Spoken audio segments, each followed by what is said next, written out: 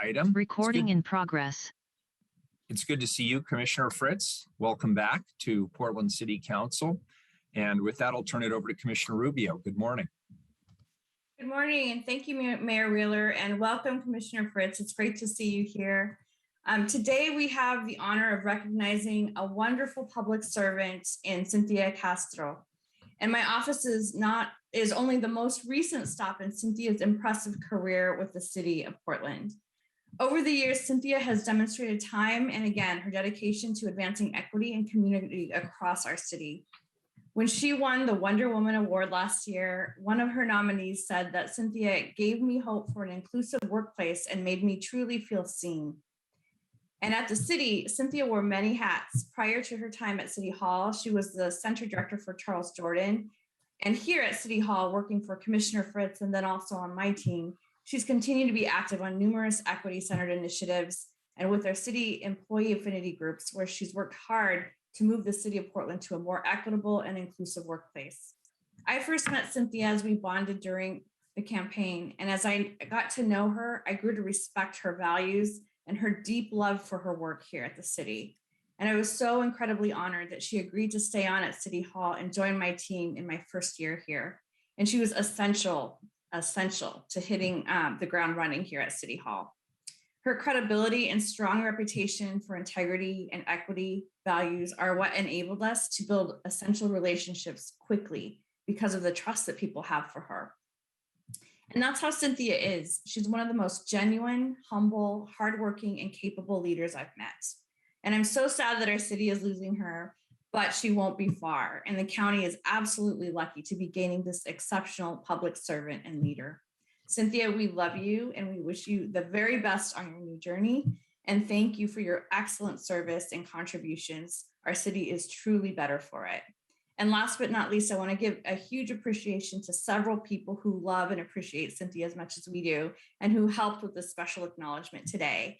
Michelle Rodriguez, Laura John, Tatiana Elejalde, Megan Dirks, Terry Davis, Kawana Bullock, Clayton.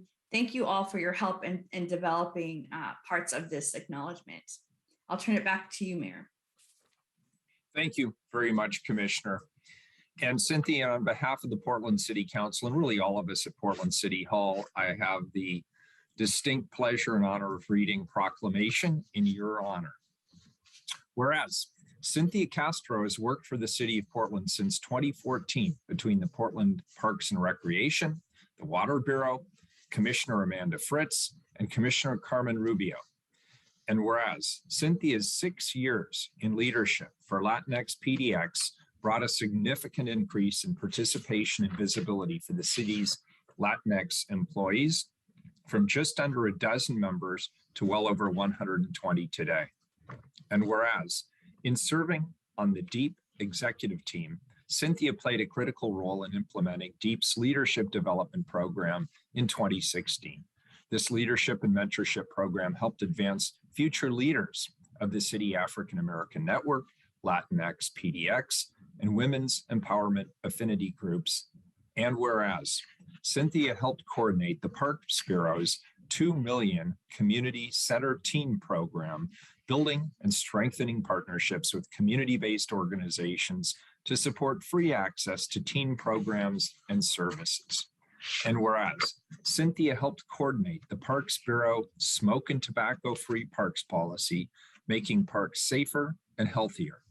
And whereas Cynthia served as the director of the Charles Jordan Community Center from 2016 through 2018, during which time she created partnerships that served the North Portland community, including with Urban Gleaners to open a food pantry to provide critical support for food insecure families. And whereas Cynthia's experience with multilingual community members compelled her to advocate for a robust language access plan in the Parks Bureau. And whereas, as co-lead in the language pay differential policy development process, Cynthia advocated within 2 council offices for both staff and community, securing compensation for employees who use their multilingual skills for work. And whereas Cynthia's commitment to and leadership with the city's tribal relations program work has been instrumental in accomplishing significant changes, such as the Land Acknowledgement Resolution, which will improve the inclusion and visibility of Native people for years to come. And whereas, through her love of parks and community, and with her drive for equitable public service, Cynthia has contributed to making a difference for our city and its people, and her impact will be felt for generations. And whereas, Cynthia is a respected and trusted leader, colleague, advisor, collaborator, mentor, advocate, community member, and friend to so many people in our city and in our diverse communities. And we've been so fortunate to know her and to work with her. And now, therefore, I, Ted Wheeler, Mayor of the City of Portland, Oregon, the City of Roses, do hereby proclaim on behalf of the entire City Council that Cynthia Castro has served our city excellently, and we wish her the best as she moved into her next leadership and partnership role at Multnomah County, where she will continue to make tremendous positive impacts in our community. Cynthia, congratulations on behalf of all of us. And I don't want to put you on the spot, but if you wanted to say a few words, we would certainly welcome it. Well, this is, sorry, a total surprise. I didn't even know what was going on. I just want to thank you. Thank you so much. And it's so awesome that my family's here to meet my City of Portland family. 8 years has gone by so fast. I guess time flies when you're having fun. I just want to say thanks so much to Parks, who brought me into the city, as well as Director Salmer with Water Bureau. I had a great opportunity to work with them. Of course, Commissioner Fritz, who's been a mentor to me. And of course, Commissioner Rubio.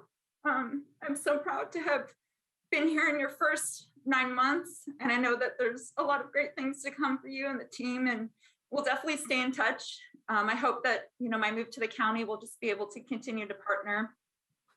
And of course, my Deep family. I thank you to Carolyn Lee, who introduced me to Deep when I first started. I had no idea what was in store after that. Latinx PDX, just so much love to you all. It was, again, an honor for me to help start the Affinity group up again. It's been really rewarding to see it grow to over 120 members. I'm really excited about the new leadership with Eric and Lena. You're in good hands. I know there's a lot of great things to come again. To the commissioners and the mayor, it's been an honor to serve. You don't have easy jobs, that's for sure. Last week when we had the Latinx Heritage Month Proclamation, it was just really great to see you all smiling. I know that our jobs are pretty intense and can be very stressful, and I think it's just great to have moments like that. So just, again, when I move to the county, I just really look forward to continuing to stay in touch and to partner together. So thank you. Thank you, Cynthia. We appreciate it. All of us do. And we're glad that the surprise actually got kept. That's impressive. Good work, city team. That's actually remarkable. Well, thank you. And Cynthia, please do read the comments in the chat. There's a lot of well wishes there for you as well. Thank you. Colleagues, this is the September 29th morning session of the Portland City Council. Keelan, good morning. Please call the roll. Morning, Mayor. Good morning, Commissioners. Hardesty. Here. Maps. Here. Rubio. Here. Ryan. Here. Wheeler. Here. Under Portland City Code and state law, the City Council is holding this meeting electronically. All members of the council are attending remotely by video and teleconference, and the city has made several avenues available to the public to listen to the audio broadcast of this meeting. The meeting is available to the public on the city's YouTube channel, eGovPDX, www.portlandoregon.gov/video, and channel 30. The public can also provide written testimony to council by emailing the council clerk at cctestimony@portlandoregon.gov. The council is taking these steps as a result of the COVID-19 pandemic and the need to limit in-person contact, as well as to promote physical distancing. The pandemic is an emergency that threatens the public health, safety, and welfare, which requires us to meet remotely. by electronic communications. As always, thank you for your patience, your flexibility, your understanding, and all those other things we need as we manage through this very challenging situation to conduct the city's business. And with that, we'll hear from legal counsel on the rules of order and decorum. Good morning. Good morning. To participate in council meetings, you may sign up in advance with the council clerk's office for communications to briefly speak about any subject. You may also sign up for public testimony on resolutions or the first readings of ordinances.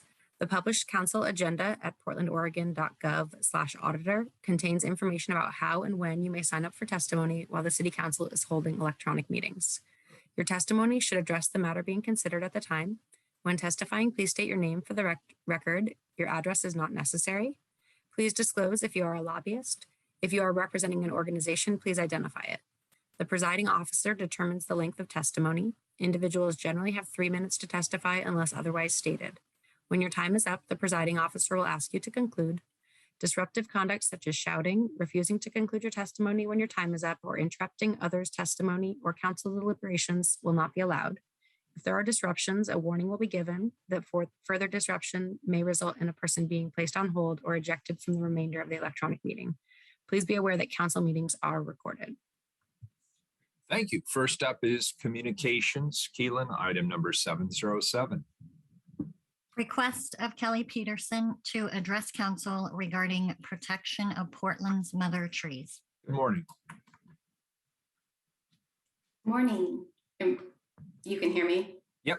Okay, great. Thank you so much. This is an honor. Thank you, Mayor Wheeler and City Council members. My name is Kelly Peterson. I'm a native Oregonian and have lived in Portland nearly all my life.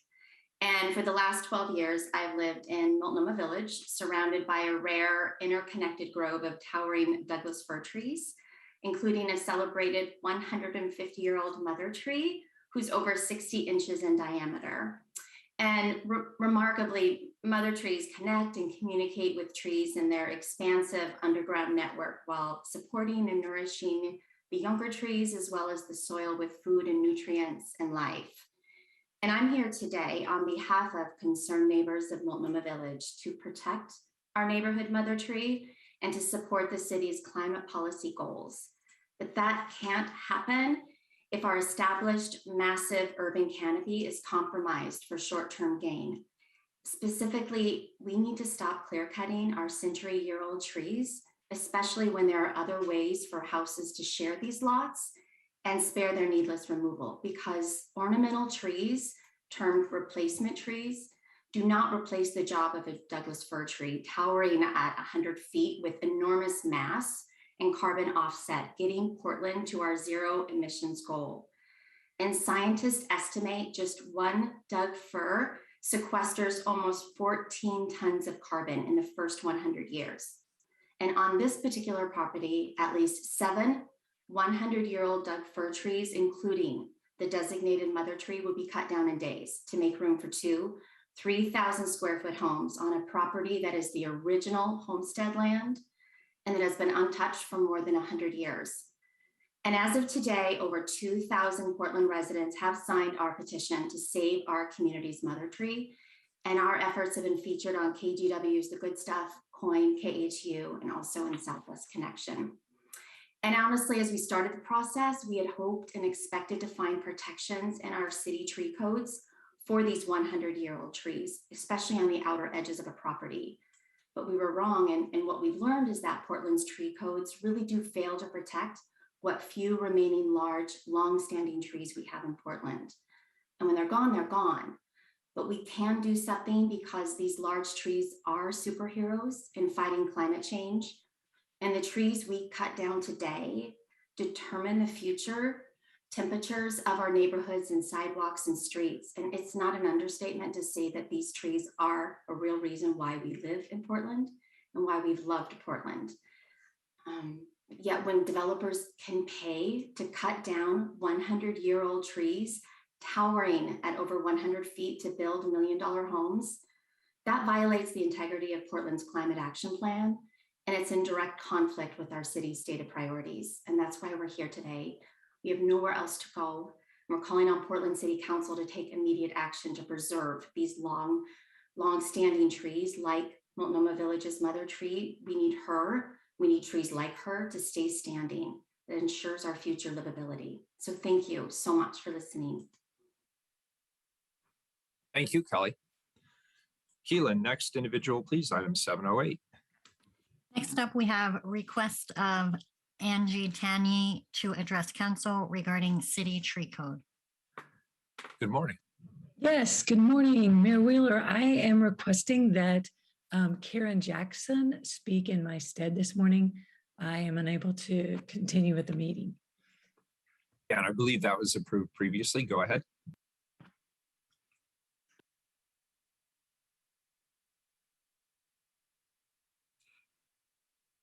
Karen, are you able to unmute? Hi, can you hear me? Yes. Hi. Okay. Are you ready for me to begin? Okay. Hello, my name is Karen Jackson, and I appreciate the opportunity to speak to you briefly today. It's my first time testifying before the City Council, so I'm going to read what I've prepared. I'm a retired grandmother who moved to Portland 12 years ago from rural Douglas County in Southern Oregon, where in 1973, my husband and I purchased 40 acres of heavily forested property and lived and raised our family there for almost 50 years. I am not a stranger to the cutting down of huge old trees, since, as you may know, Douglas County was known as the timber capital of the world at one time.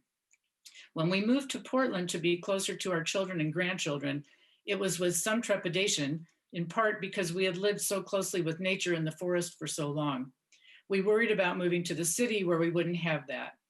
We were pleasantly surprised when we found a house in Multnomah Village where there was a small stand of huge Douglas firs, where the canopy provided life and a variety of birds and small animals and provided welcome shade in the hot summer months.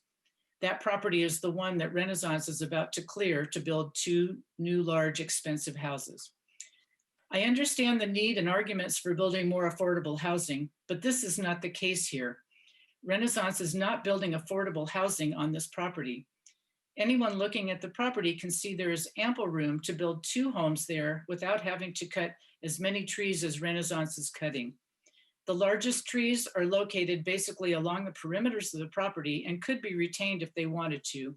When a small group of us met with Renaissance earlier this summer, we asked if they might be able to build the proposed homes without removing quite so many of the trees.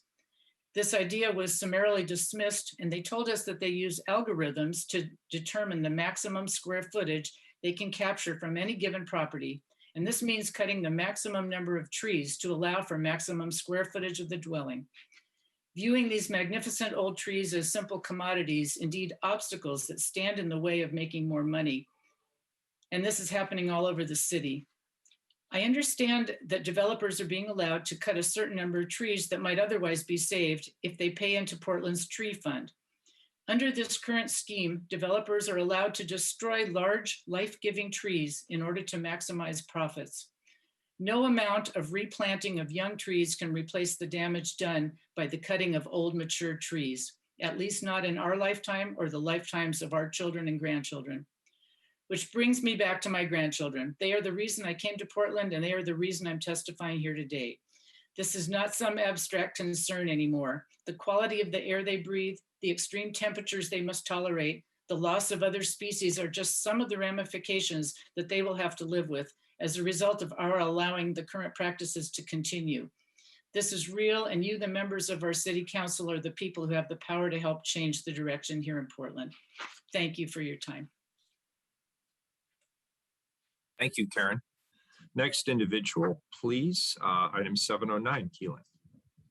Request of Dennis Harper to address council regarding use of Central Post Office as temporary homeless shelter.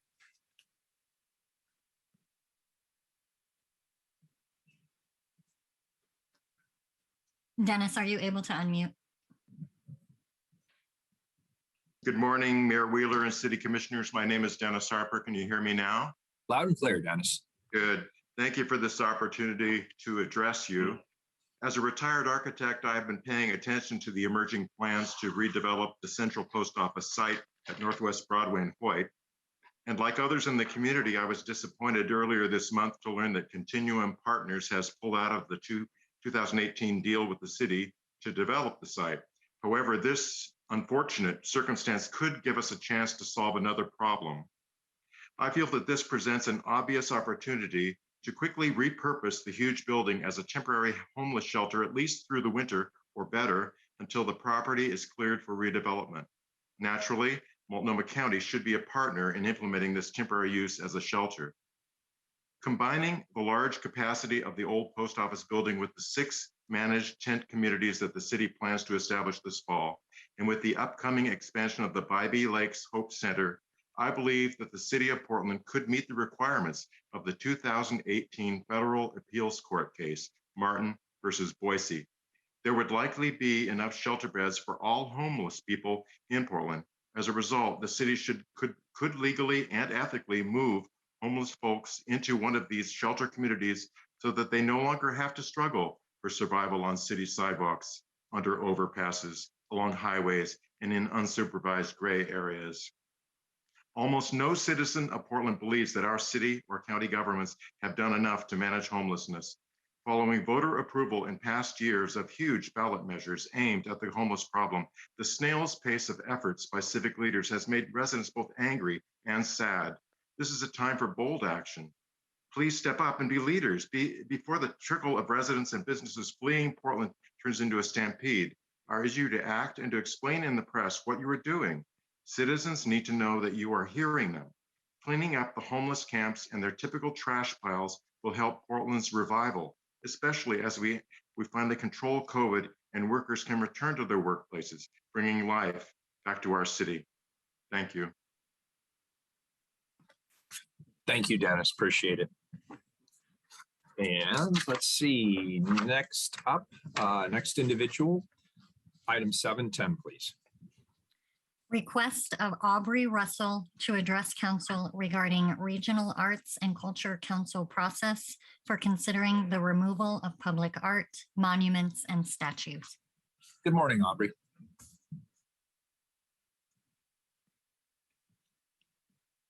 Can anyone hear me? Yep, we can all hear you. You sound good. Good morning. Great.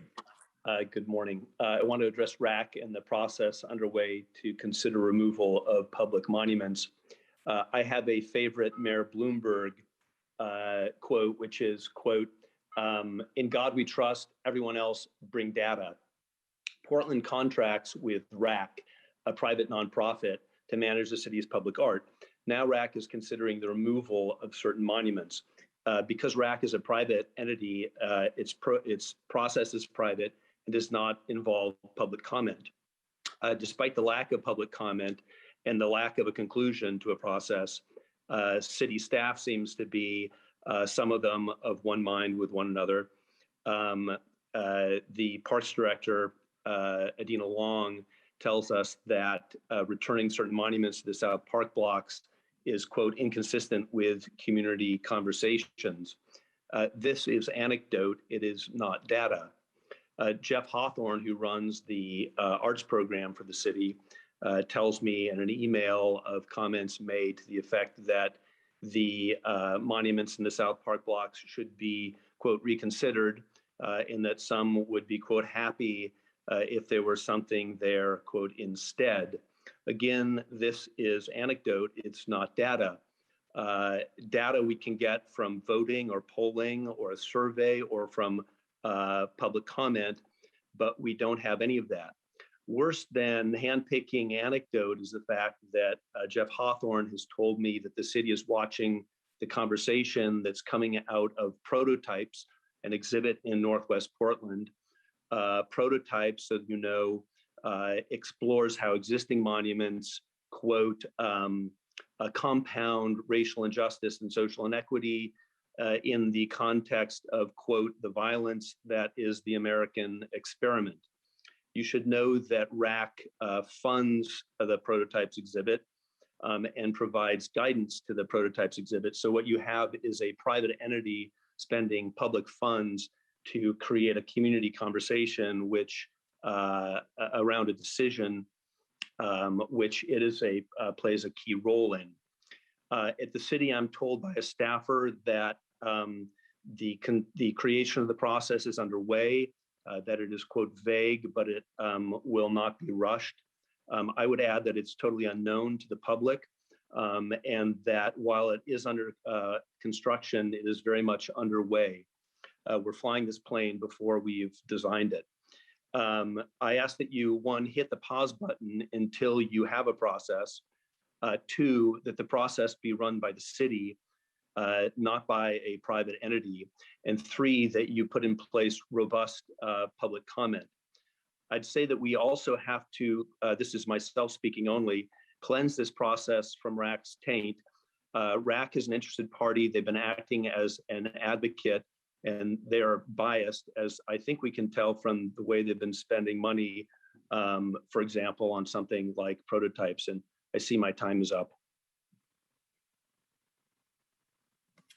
Aubrey, thank you. And I did see your and Chet Orloff's op-ed in the Oregonian on Sunday. I think you made some really good points, and I appreciate it. And I know there is some discussion here at City Hall about this particular issue.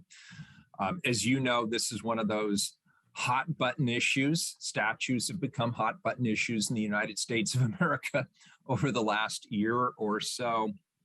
I'll tell you my personal perspective. I believe that there are appropriate places for statues, and maybe there's some inappropriate places as well. I think it's important that we use them as opportunities to educate and inform the public. All artwork, if it's good, provokes emotions and opinions. And while I certainly support the removal of statues that are frankly a threat or intimidating to certain communities here in the Portland area, for example, any Confederate statues certainly create a degree of trauma for certain communities, but then you get into other questions like Abraham Lincoln. And for the life of me, he is a former president. Teddy Roosevelt is a former president. If there were aspects of their life that under today's standards we would find reprehensible, I think what we should do is, instead of burying them, I think we should talk about them. I think we should daylight them and use it as a teachable moment, a teachable opportunity for our community.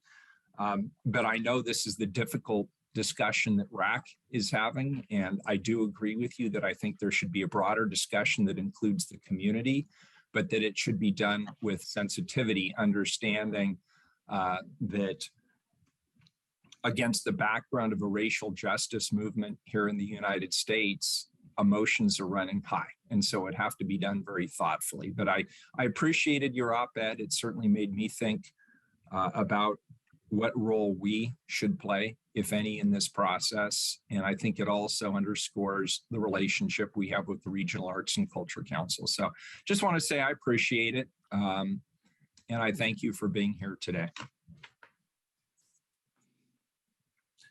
And I believe we have one other individual, Keelan, 711, last individual for communications. Request of Erica West to address council regarding gun violence.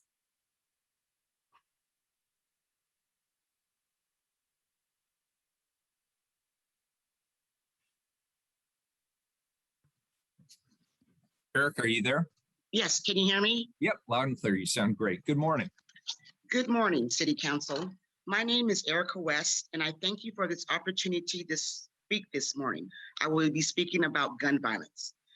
Gun violence in our city has reached epic proportions, and it seems as though there is no end in sight.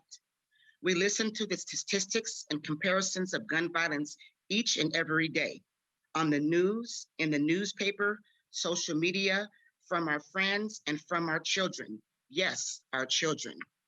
Gun violence has affected our homes, our schools, our places of worship, our restaurants, our parks, our neighborhoods, our public transportation systems, and even our vigils where we honor our loved ones. No place is sacred or safe anymore. Gun violence has created fear and anxiety and has caused us to be prisoners in our own private spaces. After losing 2 sons to gun violence, one in 2015 and another in 2020, our family continues painstakingly.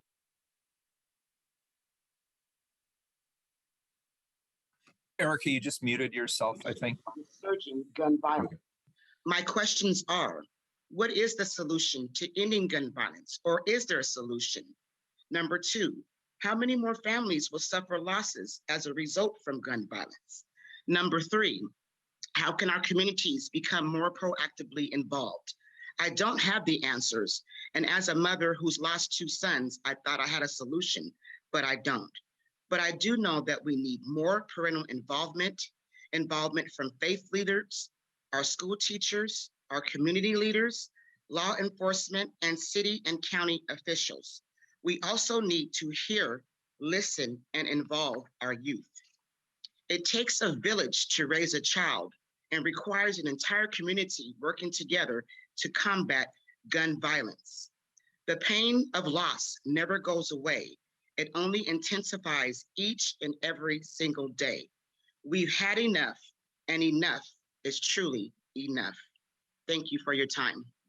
Erica, thank you, and thank you for being here. And I'm sorry about the loss of your sons. I can't even imagine what that is like for you and for your family and loved ones. And I want you to know that I, as mayor, and this entire city council see the urgency of addressing gun violence in our community, and we're taking concrete steps to do that. And I appreciate you being here. I see my colleagues also would like to say something to you, Commissioner Hardesty, then Commissioner Maps. Thank you. Thank you, Erica, for being here this morning, and thank you for your just your empathy and compassion for the community kids. Clearly, the rise in gun violence requires us to have an all hands on deck approach to how we solve it. And what I am learning as we continue to prioritize interrupting gun violence is that there are a multitude of reasons. Your first question is, how do we stop gun violence? We know that domestic violence was up 400% last year for 2020. And this year, it's already 42% up. I can't tell you today how many of those we can trace to gun violence. I can tell you suicide is way up as far as the numbers from 911 call center. And there is no one solution. We have a multiple of solutions: investing in community, investing in strategic policing, investing in community safety, investing in infrastructure that creates safer communities. There's many, many, many things that we must do and continue to do to interrupt gun violence.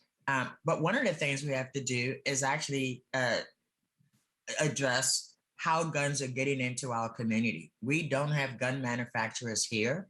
So the fact that there's so many guns in this community is very troubling. I was heartened last week, a couple of weeks ago, when I learned that Multnomah County Sheriff, in partnership with other law enforcement agencies, actually got 400 guns off the street in one day. I was impressed with that because to me, that was strategic policing. It was really actually following the evidence so that you were having an impact. I want us in Portland to have that same impact, but as of yet, I can't even get a map that shows me where the hot spots are, where the shootings have happened. And I'm a city commissioner. So I feel the frustration of community members who wonder, what are we doing? And I can tell you, I'm doing all I can at the moment, and will continue to stay focused on all these social determinants of health that actually eliminate violence in our community. So again, Eric, I really appreciate you being here. I hope you are connected to some community-based organizations that are providing you with support. And if not, feel free to reach out to my office, and I'm happy to connect you with some community support. When you lose loved ones, especially your children, I know you need additional support. So thanks for being here and speaking so bravely. Thank you, Commissioner Hardesty. Commissioner Maps. I want to echo many of the things that were shared by Commissioner Hardesty. First, I want to thank Ms. West for her testimony tonight or this morning, and I also want to express my condolences for her loss. That breaks my heart, and it certainly should never happen to any Portlander or any mother. I want you to know that I share your concern about gun violence here in Portland. I am the parent of 2 young Black men, and I worry about them every day, and I worry about their future here in our city. That's why I am committed to bringing down gun violence in Portland by 20% in the next 15 months. There are a broad range of strategies that we can and are using to achieve that goal. It's a stretch, but I think that we can actually do that. And that's the work that I'll be working on over the next year and a half or so. So please take care, and thank you for sharing your experience and loss with us today. Thank you very much. Thank you, Commissioner Maps and Commissioner Hardesty, and thank you, Erica, for being here today. We appreciate it. Thanks for your courage. Thank you, Mayor. Thank you, Commissioners. Thank you very much. Next up is the consent agenda. Keelan, have any items been pulled off of the consent agenda? We've had a request for 712 to be pulled for discussion. 712, very good. That will be moved to the end of the regular agenda. Please call the roll on the rest of the consent agenda. Hardesty. Aye. Maps. Aye. Rubio. Aye. Ryan. Aye. Wheeler. Aye. And with that, the consent agenda is adopted. We will go to the first regular agenda item, please. This is item number 717. This is a continuation. Read 718 as well. That's also a second reading of an ordinance, but my recollection is we also have an outstanding amendment on that, if I'm correct. And I'll ask legal counsel or staff to clarify that. But if you could read 717 and 718, please. 717, continue downtown business district property management license fee for additional 10 years and direct Office of Management and Finance to review effectiveness of enhanced service districts. And 718, authorize agreement for downtown business district management district services with Clean and Safe Inc. for estimated amount of $25 million over 5 years. Colleagues, today we'll be voting on items 717 and 718. Item 717, as you'll recall, is the resolution to continue the downtown business district property management license fee for an additional 10 years. That was a continued agenda item from last week. And I understand that there may also be some proposed amendments, and I'll get to that in a minute. Item 718 is a second reading of the ordinance to authorize downtown business district management services with Clean and Safe Incorporated over 5 years for an estimated amount of $25 million. So before I do that, Commissioner Ryan, I believe you have an amendment, and then Commissioner Hardesty, it looks like you do as well. Commissioner Ryan, could you go ahead first? Yes, sure. Thank you, Mayor. Colleagues, I would like to make a motion to amend this resolution so that the Office of Management and Finance can further examine the issues that we heard from public and private testimony this week. Council Clerk, can you please display the amendment slide on the screen? This is for the first 717. Oh, that was nice. Thanks for increasing the font size. Be it further resolved that the Office of Management and Finance, as part of its review, will specifically examine issues related to the governance of enhanced service district, the use of private security to patrol public areas, guidelines for establishing new enhanced service districts, and the inclusion of condominiums and other residential properties as property management fee payers. Very good. Is there a second to Commissioner Ryan's amendment to Resolution 717? I second. Commissioner Rubio seconds, so that is on the table. I misspoke. I said that Commissioner Maps had an amendment on the table for the ordinance. I was wrong about that. I was conflating that with something else. So forget I said that. Is there any further discussion on Commissioner Ryan's amendment to the resolution item number 717? Mayor, I was wondering if the city attorney would read the conditions for accessibility. Certainly. Yeah.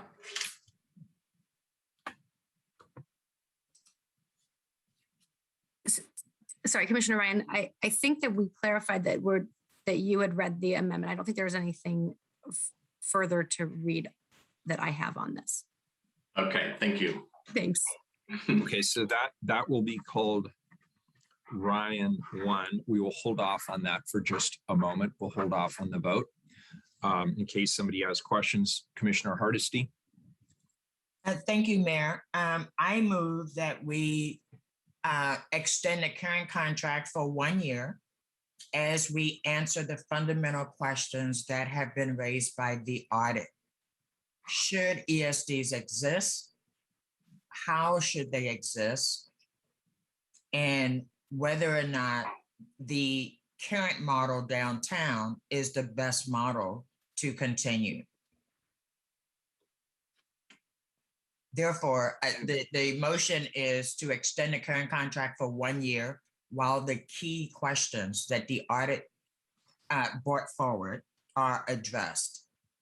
Commissioner Hardesty is moving, and that is to the ordinance 718, and it's specific to the contract period for downtown clean and safe, correct? Actually, Mayor, it would be to both because it doesn't make sense to adopt a policy if in fact you don't know whether it's the appropriate policy. Okay, so you're proposing an amendment that's identical for both the resolution as well as the ordinance. That is correct, Mayor. Very good. Is there a second to Commissioner Hardesty's proposed amendments? I will second for the purposes of discussion. Commissioner Rubio seconds for the purpose of discussion. So let's first go to Commissioner Ryan's amendment, and then we will come back to Commissioner Hardesty's amendment for discussion. Commissioner Ryan, was there any further discussion on your amendment, or is there any further question on Commissioner Ryan's proposed amendment to the resolution? Commissioner Hardesty. I do have a question to Commissioner Ryan's amendment. There is no timeline laid out. There are no expectations that there will be a report back to council. What is your vision behind the amendment that you're proposing, Commissioner?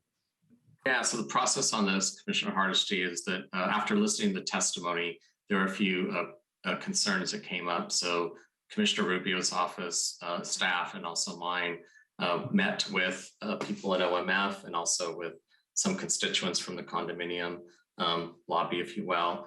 And we came up with this amendment to make sure that we could be in due process to look at those concerns. Would anyone from OMF like to add to that? Sean or anyone from OMF is on the call. Oh, there you are, Geraldine. Sorry, you were on my third screen. No worries. That's a great question, Commissioner Hardesty. I would. Could you introduce yourself for the record, please? Sorry, I'm Geraldine Moyle. I am the Senior Strategic Project Manager and have been leading the city team through the Downtown Clean and Safe negotiations.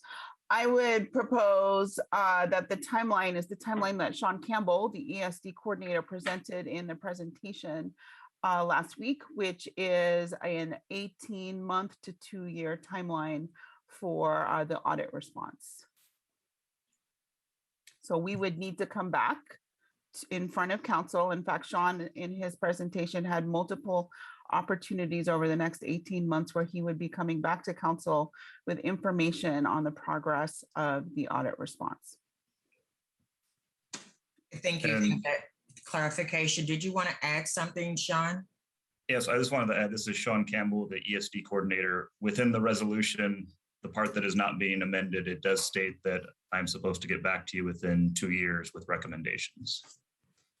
Thank you for that. And for me, again, it was 30 years of no oversight, no transparency, no opportunity for the public to weigh in. When I showed up in 2019, it was a grassroots community group demanding an audit of downtown Portland clean and safe. And I want to be clear, my issue is with the city and how this process has moved forward and how fast-tracked it is. And so, you know, it sounds nice that we're going to do all this stuff after we commit ourselves to another 10 years of this contract, understanding that, yes, we can renegotiate, but we've already committed for 10 years if we go forward as has been presented by the Office of Finance and Management. So thank you for answering my questions, Commissioner Ryan. My questions have been answered.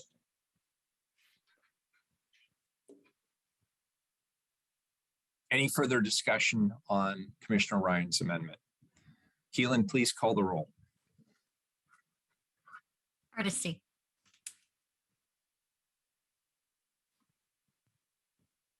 32 years is too late to wait for accountability for how money is spent and being able to track it. I appreciate Commissioner Ryan and Commissioner Rubio trying to find a path forward. Until we answer the basic question, who does ESD serve? And do they serve the broader community?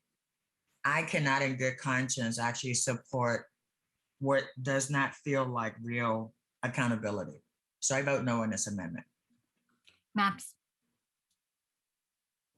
I want to thank Commissioner Ryan and Commissioner Rubio for bringing forth this amendment. It addresses some of the lingering concerns I have about this contract. So for those reasons, I'm happy to vote aye. Rubio, This amendment comes after multiple discussions with you all and what we could get to in the past week. I don't believe it captures every single outstanding item in the amendment, but it does move us closer, I believe, to defining the work that we need to center and that will take place in the next 15 months. So I vote aye. Ryan, Yes, thank you, colleagues. Portlanders, we hear you and we're responding. This amendment seeks to address the clean and safe fee that was passed on to condo owners for services that they feel are duplicative and redundant of charges already assessed by the condominium association. Our office is dedicated to partnering with the Office of Management and Finance to examine issues related to governance of the enhanced service districts and the use of private security and patrol to patrol public areas, guidelines for establishing new enhanced service districts, and the inclusion of condominiums and other residential properties as property management fee payers. I vote aye. Wheeler, I want to thank Commissioners Ryan and Rubio for their hard work and the work of their teams over the course of the last week. And I know that you put in substantial hours over the course of the weekend as well in response to the testimony that we heard last week. I think this is a very reasonable approach. As Commissioner Rubio said, it does not address each and every item, but it addresses a lot of them. It moves the ball closer towards the goal, and I'm very happy to support it. Thank you both for your work. The resolution is now amended, item 717. Commissioner Hardesty's amendment is the same for both items 717 and 718. So we will have to vote twice on the amendment, but the language remains the same. Is there any further discussion on Commissioner Hardesty's amendment? Seeing none, please call the roll on the amendment to 717, the resolution. Hardesty. I want to be clear. The services provided by Clean and Safe are needed in downtown Portland right now. I would say more than ever. I am not proposing that we not move forward and continue the hard work of recovery together. What I am saying is that it does not appear to make sense to me that we spent a lot of time working with community to get a audit of Clean and Safe. And in fact, we ignored it in a rush to put this new contract in place. I have never heard of signing a contract with the intent of going back to renegotiate policy decisions. Policy decisions are the city's. If the city really wanted there to be representation on this committee, there would be.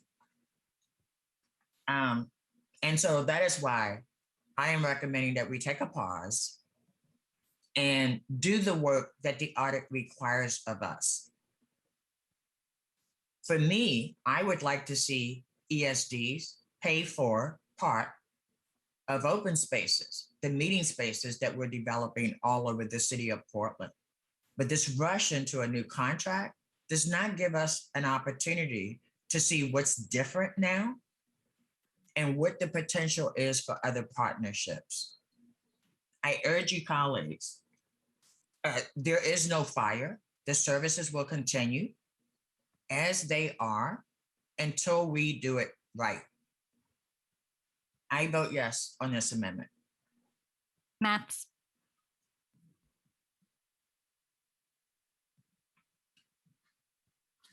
I want to thank Commissioner Hardesty for bringing forth this amendment and raising this discussion. I'm going to be no here, and there are a couple of reasons for that. One is I believe that the Ryan Rubio amendment lays out a path and timeline for addressing the concerns that Commissioner Hardesty has raised, and also the substance of this amendment that's put forward by Commissioner Hardesty doesn't quite make sense to me. The commissioner has proposed a one-year extension of the clean and safe contract, but we have just heard from staff that the audit where these issues will be raised, the proposals will be brought forth before council, will not be before us until another 18 months to 2 years. So the math and timelines there do not match up. And the final thing that drives me to vote no here is I believe the businesses and residents who live downtown deserve some reassurances about the basic level of public safety and cleaning services that the city is going to provide. If we're going to urge businesses to move back downtown and sign a 5-year lease, I think that the city really ought to commit to at least 5 years where we say we're going to pick up the garbage, get rid of the graffiti, and remove needles from the sidewalks. And for those reasons, I vote against this amendment. Rubio.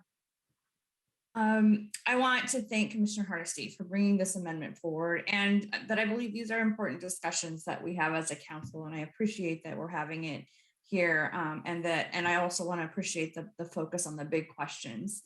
While I truly support and believe that we have the same goal here, very aligned goals, there are many different paths and approaches towards getting here, and a key difference for me is that I want to move forward with the important changes to armed security and labor agreements for frontline workers, while still addressing the outstanding systemic issues. And I'm concerned and not willing to put them on hold or abandon the process or the progress that we've made and that we've advocated for. My team has advocated for. And along with government transparency, these issues were things that I've stated were top priorities from the start. But the bottom line for me is that the contract needs these changes to be implemented right now rather than a year from now. And for that reason, I'll be a no on this amendment. Ryan.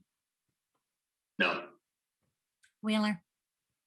The basic contract that was negotiated by our city staff, and I want to thank our city staff again for their tremendous work, Geraldine and your team, already includes some fundamental changes around transparency, around accountability, around the way that private security guards would conduct their business throughout the downtown area. There's more of an opportunity for reporting back to the council.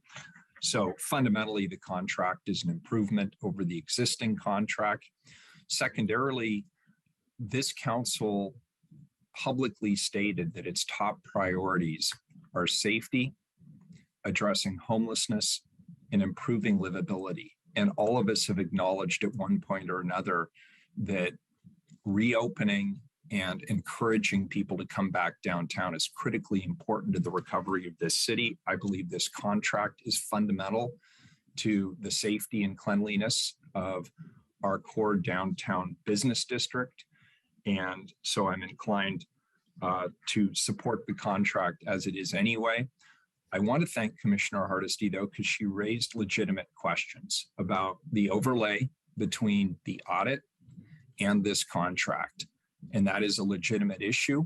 And I appreciate her for raising it, but the sense of urgency that surrounds this issue, the work and the due diligence that city staff have taken, I think, to bring the appropriate transparency and accountability to this contract, combined with the very thoughtful resolution or amendment put forward by Commissioners Ryan and Rubio on the resolution, address many of the same concerns that are being raised by Commissioner Hardesty. For that reason, I vote no on this amendment to the resolution. The amendment does not pass. Please call the roll on the amendment to the ordinance. It's the same language. Hardesty. First, I want to thank you, colleagues. I appreciate the opportunity to make the case for why the rush to voting yes on this contract is a failure of leadership. I appreciate your positions on this, but I want to tell a little story about my first month in office. Ran into this group of community members named RAP. And RAP wanted answers about how ESDs were formed. They wanted to know why they had to do a public records request to get information on how these dollars were being invested in our community. They also wanted to just have some transparency. What is the relationship between Portland Business Alliance and Clean and Safe? I want to be really clear. I have the utmost respect for Andrew at Portland Business Alliance. He has worked with me on things that I never thought the Portland Business Alliance would partner on.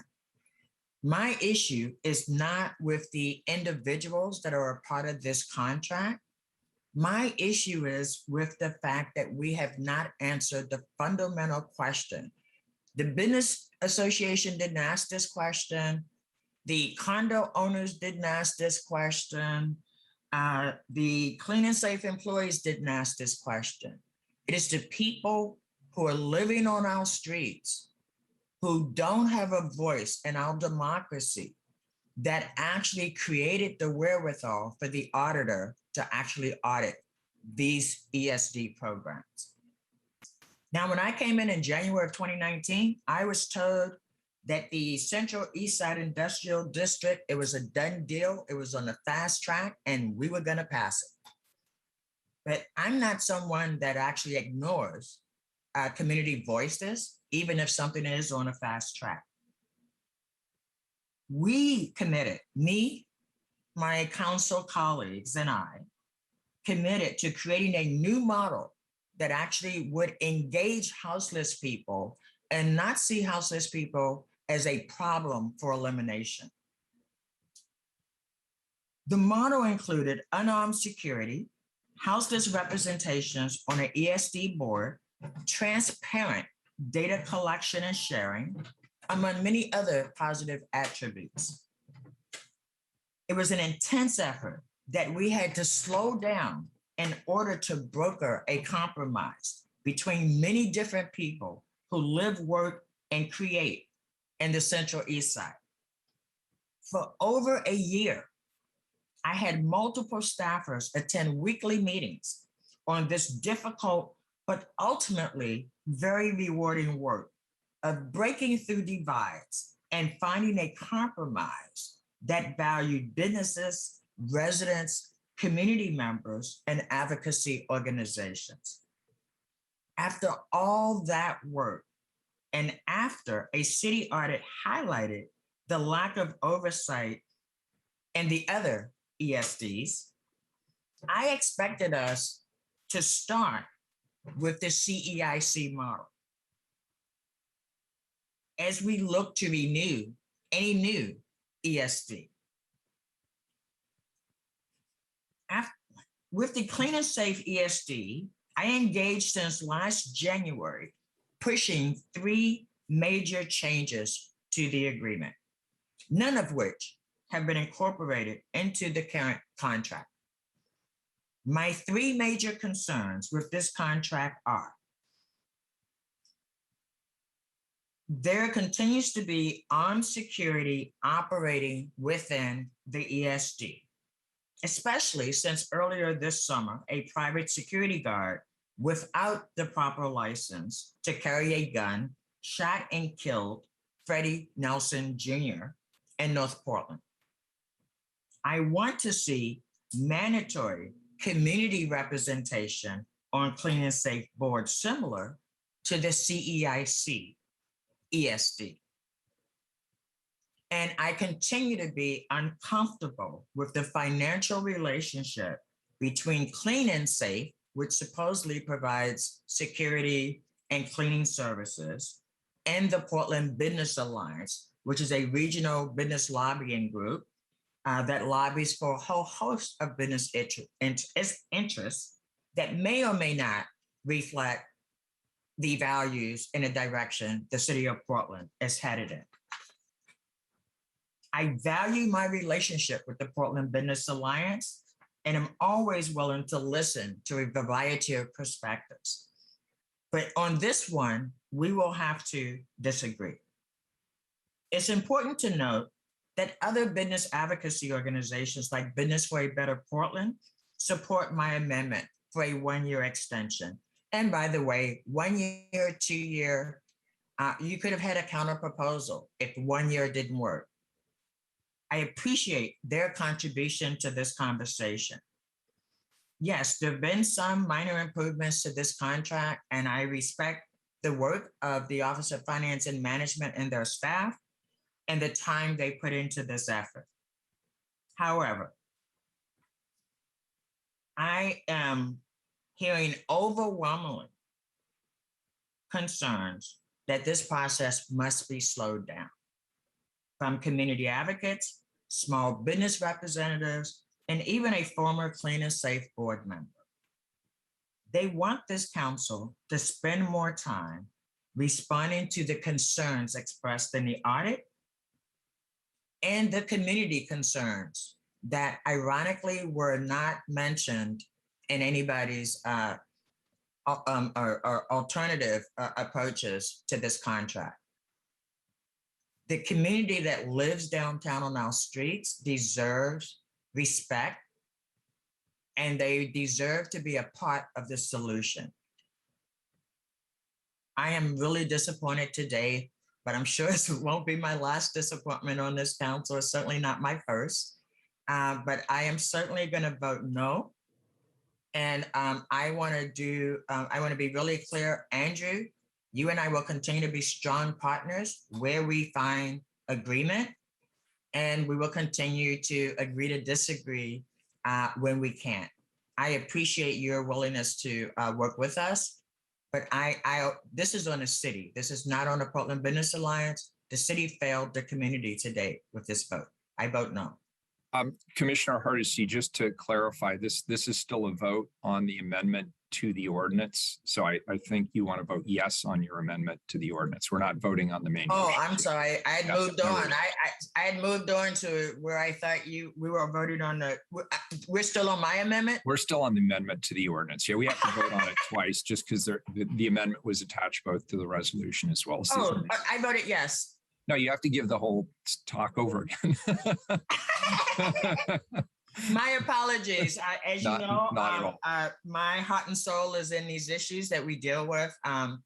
If this is my amendment that I put forth to extend it for 1 year, I am an emphatically yes vote. Thank you, Mayor. Maps. The amendment before us today is to extend the contract for Clean and Safe by just 1 year so that this council can have a high-level discussion about the future of enhanced service districts. I look forward to having that discussion. It's in the works. We heard from staff today that they are preparing a set of proposals for us. And we also heard that it will take between 18 months and 2 years to get the those proposals before this council, which does not match up with the 12-year or the 12-month extension that is proposed in this amendment. These pieces, the various pieces of this proposal, in other words, colleagues, don't fit together and basically create other problems in the very short term. And for those reasons, I vote no. Rubio. I'm sorry, Mayor. I thought that we had, so this vote, what did we just vote on? I did too. I thought we were on the main motion. No, just to clarify, point of order, Commissioner Hardesty attached the amendment to both item number 717, the resolution, as well as 718, the ordinance. Therefore, they have to be voted on separately. So we already took the vote on. Right. So we took the vote on the amendment to the resolution. Now we are taking the vote on the amendment to the ordinance. Okay, so for the reasons I stated in the last vote, my vote, I'll be a no on this amendment. Ryan. No. Wheeler. I vote no. The amendment does not pass. Now we will vote on the main motion. Please call the roll on 717 as amended. The resolution is amended. Hardesty. No. Maps. Excuse me, I'm confused. Now we're voting on 717, the resolution as amended. And then subsequently, we will vote on 718, the ordinance. Okay, got it. Thank you. Yep.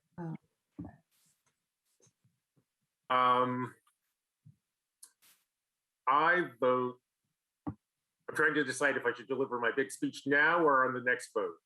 I'm going to go ahead and give my big speech on the first one so I don't have to on the second one, if that helps.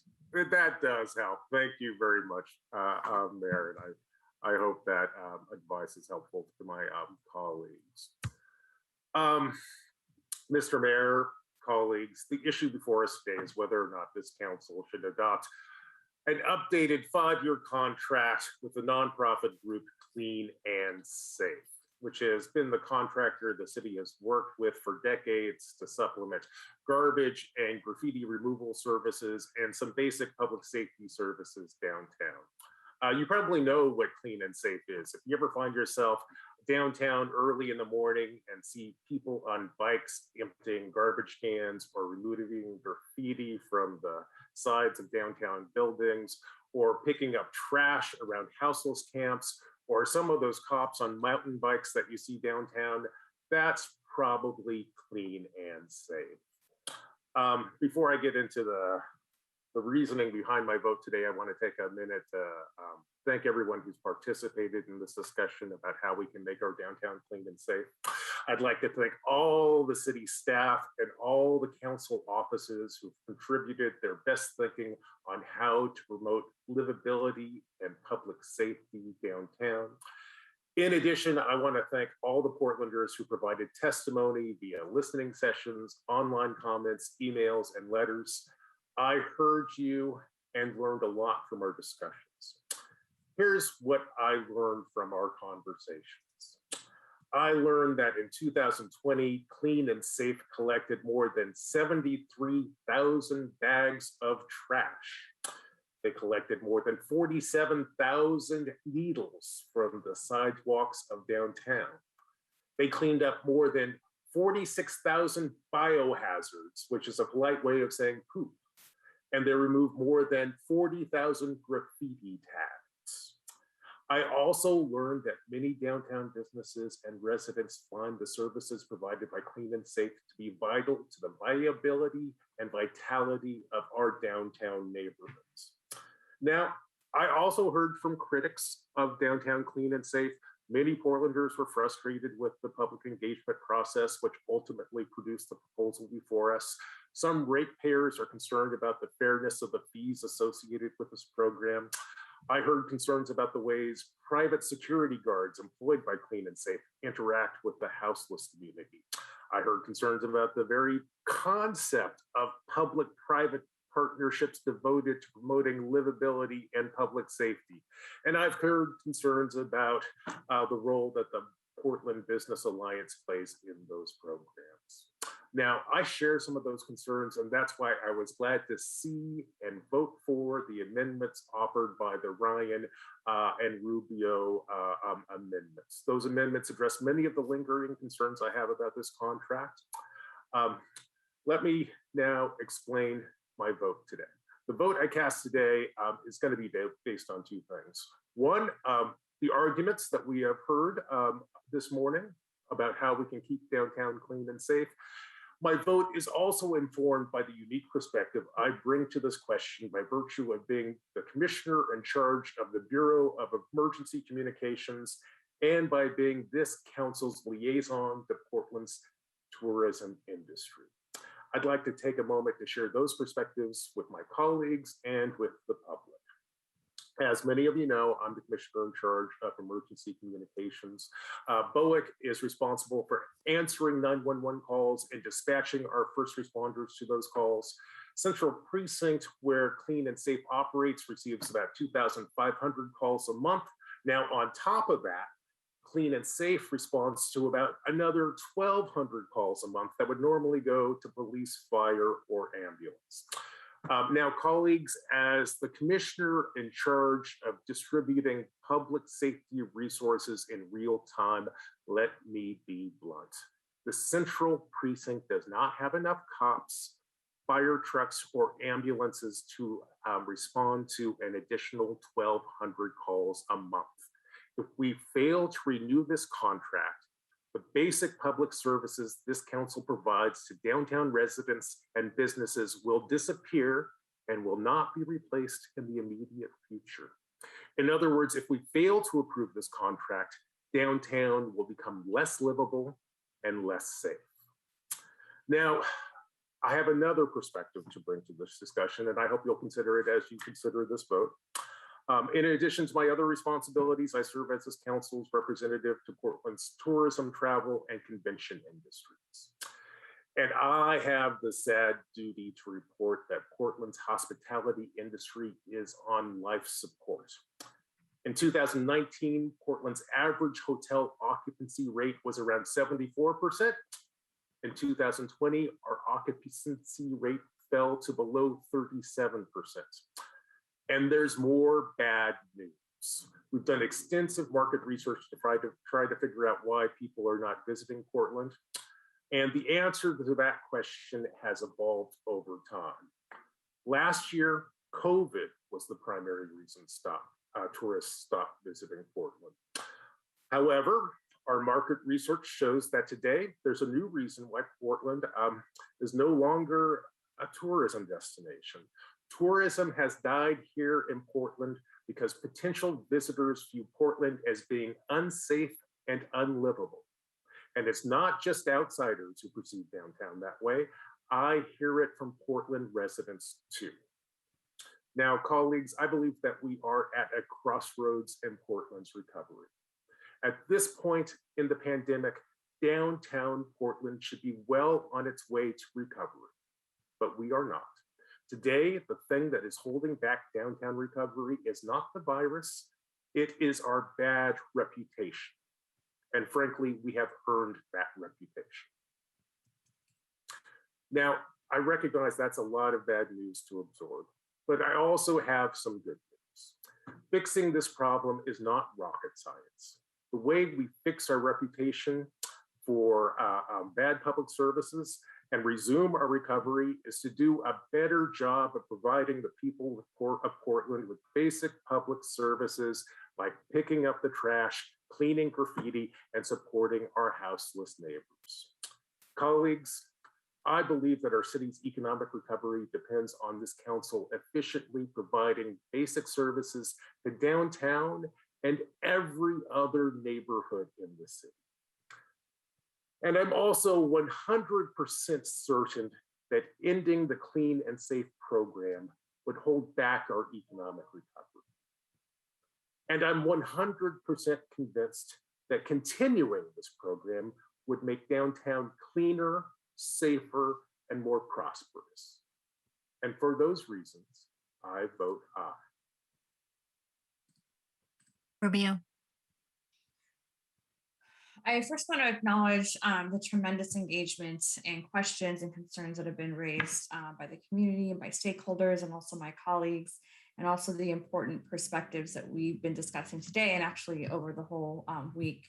I want to acknowledge that this has been a less than ideal process, and that we know that we need to look at the ESD system, but we're presented first with just one of the set of contracts. But this is where we're at, and this is why Commissioner Ryan and my team have worked hard over the last week and consulted also with my colleagues and some stakeholders and community members. And it has resulted in making some very important changes now, and ensured that other big issues that apply to all the contracts will be focused on first in the audit process to come. And for future learning, I also want to acknowledge that community input was given in the 5 listening sessions and in the last week, but I can't help but wonder if more engagement would have been possible and more complete if we were dealing with the full system and not just one set of the contracts. This is part of a process that should always be at the center, and that's just my opinion and a lens that I'm going to bring moving forward. That being said, as I mentioned before, I know this is not where this dialogue ends. And some significant changes in response to the questions that were raised have been made. And it's actually ramping up in what I hope is to become a more productive systemic conversation. We have clear communication from invested community members about the changes still needed in the system, and the questions still remain to be answered. These changes that are called out and will be addressed in that next portion of this ongoing process. The next 15 months will redefine the ESD system, and we expect city staff to address the outstanding concerns that have been raised since we released the draft. But more specifically, my office is committed to being very closely involved in making sure that we reduce armed security guards from 25% to 0% in this next time frame. And that is a lens that I'm bringing into this work as well. We also expect city staff to come back to council within this time frame to present us with more options in making clean and safe and this whole, all these questions more answered and more transparent and accountable to the public, and including and especially our houseless neighbors. Lastly, we must address once and for all the governance and staffing issues of these districts. And it makes sense to me to address this as an entire system rather than just one-offs with each contract. These are the main priorities that we'll continue to work on in the moment that it comes out of council. But it's also important to recognize that there are other folks that are affected by this decision, and why I believe that we can't just, that we need to move this forward today. And while there are many needs for system and practice changes, we also need to think about the impact of this decision has on some of the subcontractors connected with today's decision. Many of these are working people, janitors, guards, and other workers, and they're on the front line servicing the district and working day in and day out during the pandemic. And to me, these workers matters just as much as other pieces that we're talking about. They're a part of the big picture and are a big factor on why we need to move forward. The city's new contract will now be in line with the sustainable procurement policy and fair wage policy. And this is an important change to me, which means that the contractors who are looking to work under this program will need to be responsible contractors with labor peace provisions. And also responsible contractors provide their workers with, we all know this, with living wages, affordable benefits, and a voice on the job. So colleagues, I know this contract isn't perfect to everyone's ideal, but it represents significant progress with greater opportunity for more changes ahead. And I want to thank everyone for the robust conversations. I've learned so much through this process, and how it's made us be better and sharper about how and when to be engaged, and lifts up the importance of this kind of work. I want to also call out my staff Rico for all his tremendous work in working with council offices and to make sure that our priorities were moving forward in this process as well, and as well as Jillian, my chief of staff. So lastly, my office team will stay laser focused and keep the city true to its 15-month commitment to finishing the job. So for these reasons, I vote aye. Ryan. Yes, thank you. First, many thanks to the Portlanders who have voiced concerns about the city's contract with Clean and Safe. Portland is experiencing great distress on many fronts. To many, downtown Portland is not clean, nor is it safe. And this is like never before in our city's history. In this moment, Clean and Safe is a critical resource in an effort to recover our city for our businesses, our housed and unhoused residents, and the many visitors who want to enjoy all that Portland has to offer. It is my hope that the amendment our office, along with Commissioner Rubio, offered, coupled with this new contract that adds mental health training and impact reduction methods, will address the multiple community safety concerns and fears caused by the rise of crime and gun violence within our community, and especially in downtown. Commissioner Mapps mentioned many notes that I had in my response, so I'll be quick to just say, if you want to look at some anecdotes, just read some grim notes from TripAdvisor. The truth is, as expressed by Commissioner Mapps, it is safety concerns that is really hitting our downtown Portland's business district, especially hospitality. I also just want to add a personal note that I just recently experienced. We all do, but I was at a meeting with leaders at University of Oregon. They were celebrating the opening of their campus and the other locations throughout the state. The one location that did not open last week is their campus in Old Town, and it was all due to safety concerns. Personally, I wanted to see two improvements in this contract with Clean and Safe: a reduction in the number of armed security guards and an increase in de-escalation training with an emphasis on mental health education. This contract has met those needs. I want to acknowledge the partners at Central City Concern and the SEIU members, especially the essential workers that have been keeping our city running. I wanted to just end by saying that this is an important moment for our city to get behind all the efforts of those on the front lines. And I'm really happy to vote aye. Wheeler. Colleagues, for better or worse, we were called to public service at a very difficult time in this city's history.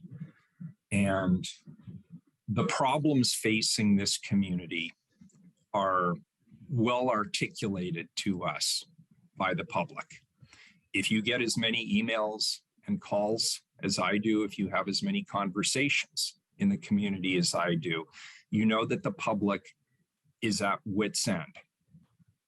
And our council priorities suggest that we as a council have decided to do something more than articulate what the problems are. I agree with Commissioner Mapps that the first step here is to being able to properly diagnose what the problems are. You can't solve them until you can properly diagnose them. And we have. We as a council have stepped forward and we have identified our 4 collective priorities: public safety improvements, addressing homelessness and unsanctioned camps, and finding compassionate and humane alternatives for those who are living on our streets, addressing livability issues, whether it's graffiti, litter, or as was said earlier, biohazards. And our 4th priority was economic recovery. All of these things are interrelated. And we as a council are in the position where we don't just get to talk about the problems. The public looks to us to act, to solve the problems. And we are. And over the course of the next few weeks, as we get into the fall bump and as we begin our budget process, we're going to have the opportunity to vote for more police officers. We're going to have the opportunity to support more interventions around gun violence in our community. We're going to have the opportunity to significantly expand the Portland Street Response model. We're going to have the opportunity to expand the 311 call system so that the public's concerns are more quickly addressed. We're going to have the opportunity to significantly improve our litter collection, our graffiti abatement, and other livability issues in the community. And last but not least, we're going to have the opportunity to continue to work with and support businesses, large and small, in every corner of the city of Portland. So that's where the rubber meets the road. It's not whether we can just talk about the problem. I can go to nextdoor.com and hear about the problem all day long. But what we are challenged to do is to act and to resolve these matters. I believe this contract provides us just one more opportunity to resolve some of the safety and livability issues that have impacted the downtown community. This process, in my opinion, was not rushed. It's been very thoughtful and it's been extensive. And I want to first and foremost thank our amazing city staff who worked tirelessly for almost half a year on this renewal. Geraldine Moyle, Scott Carter, and of course, Sean Campbell, the city's first ESD coordinator. Thank you. I truly appreciate the thoughtfulness and the diligence that you brought to this process. And I know it was arduous at times, but you were the right folks for the job during a very difficult time. I want to just say this, great work all around. You rose to the occasion and you did your jobs and you did them well. Thank you. I deeply believe this new contract and scope of work is far better than anything we've had in the past. This contract now outlines clear reporting and record retention guidelines. It provides greater city oversight. It conveys specific deliverables and areas of responsibilities for each of the parties involved. And it allows for more transparency and accountability measures into the operations of downtown clean and safe. We've also tackled the thorny public safety aspect of this contract. We've created more transparency reporting and identification processes for clean and safe officers, as well as putting into writing a concise scope of work as to what these officers can and cannot do. These were all made in an effort to promote safety over authority in downtown. And I will openly state that I'm grateful that we're able to continue to fund our 4 PPB bike officers who patrol downtown. It's no secret that crime rates in downtown are on the rise, and calls for a stronger presence of security and safety are heard from local business owners and residents alike. I want to make it clear that these bike officers are not at the beck and call of Clean and Safe or any other private entity. These officers have their own management structure within the Portland Police Bureau, and they're very engaged and involved with the downtown community that they serve. I see that as a positive. And while it's easy to focus on the public safety and oversight aspects of the contract, as we should, I don't want us to lose sight of the clean side of Clean and Safe. This contract focuses heavily on maintaining cleanliness and janitorial services with a focus on responsibility, on accountability, and expected outcomes for both the city as well as Clean and Safe. We need to rebuild the vibrancy and livability of our city's core, and we need to do it together. While these changes are significant and robust, I recognize that this is not the end of the conversation. And Geraldine said right at the beginning of her opening remarks, this was not the end of the conversation. This is part of an ongoing conversation. This is another step in the overall process. As you've heard today, we've committed ourselves to a full evaluation of the role and the structure of all enhanced service districts in Portland, their management, their ratepayer structure, and other issues. I absolutely look forward to addressing and resolving these concerns after an evaluation timeline, and I encourage our community partners to continue to provide input and stay involved throughout the process, as I know they will. I'd like to once again thank everyone involved in the contract renewal, including my council colleagues and the fantastic staff that works with all of us. I thank you for your valued input and your suggestions. We've made some great strides today, and we should be very satisfied with the results. I vote aye. The resolution is adopted as amended. And with that, please call the roll on item 718, the ordinance. Hardesty. Fundamental question that I hope my colleagues answer as we move forward is should people with more money be able to buy more access to justice. When ESD contracts by police officers, assistant DAs, and provide quicker punishment for folks in a community, I cannot say that we're living up to our resolution about centering BIPOC voices that we so proudly passed last year. The reality is that we could have and should have done better. I appreciate the hard work of the Office of Finance and Management, but we didn't start with the fundamental questions that must be answered. Garbage is all over the city of Portland.